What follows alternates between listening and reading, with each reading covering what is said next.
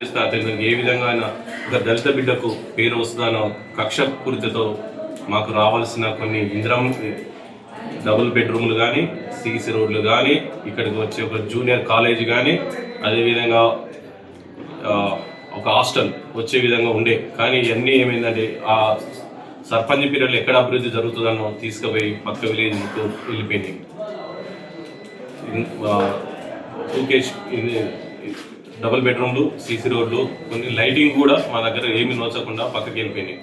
అదే కక్షపూరితంగా మా దళితులు ఉన్న బొడ్డాడ క్రాస్ రోడ్డు కాడ ఉన్న కొన్ని ఇల్లులను కూడా మాజీ ఎమ్మెల్యే మాజీ మంత్రి గారు డిఎస్ రెడ్డి నాయక్ ప్రోద్బలంతో కొంతమంది లీడర్లతో వాటిని కూడా కూలగొట్టడం జరిగింది.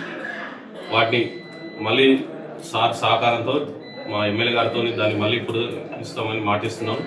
అదేవిధంగా మా దంతాలపల్లికి మా ఎమ్మెల్యే గారి సహకారంతో మళ్ళీ జనవరి లోపల ఒక 35 లక్షల నుంచి మరియు 15 లక్షలు మొత్తం కలిపి ఒక 50 లక్షల రోడ్లు, సీసీ రోడ్లు జనవరి ఫిబ్రవరి నెలలో 100% కంప్లీట్ చేస్తాం.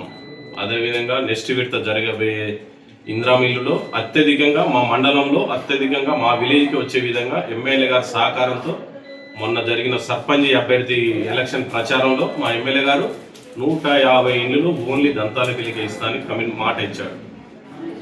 అదేవిధంగా అత్యధికంగా సీసీ రోడ్లు కూడా మేము సార్ను కొట్లాడి సరే బదిలాడో సార్ కాలు ముఖ్యో మా దంతాలపల్లి వెనుకబడ్డ ప్రాంతాలు చాలా ఉన్నాయి సార్. ఉదాహరణకు వెనుక ఉన్న బుడుగ జంగాలు కాలనీ కానీ, ఎస్సీ కాలనీ కానీ, అదేవిధంగా ఉన్న బీసీ కాలనీ కూడా చాలా వరకు వెనుకబడిన ప్రాంతాలే అవి. ఎందుకంటే ఏదో ఒక ప్రాంతాలు లెక్క ఉన్నాయి.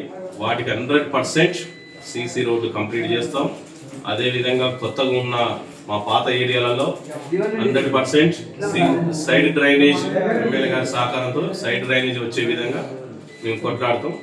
మరి ఉదాహరణంగా మళ్ళీ ఏంటంటే ఒకటే మాట చెప్తున్నా, ఎలక్షన్స్ అయిపోయినాయి, పార్టీతో సంబంధం లేదు, ఒకటే బాట, ఒకటే మాట, ఒకటే అభివృద్ధిగా మనందరం సహకారంతో మీరిచ్చే సలహాలు ఇవ్వండి, నేను తీసుకుంటా, వాటితోనే అభివృద్ధి చేద్దాం.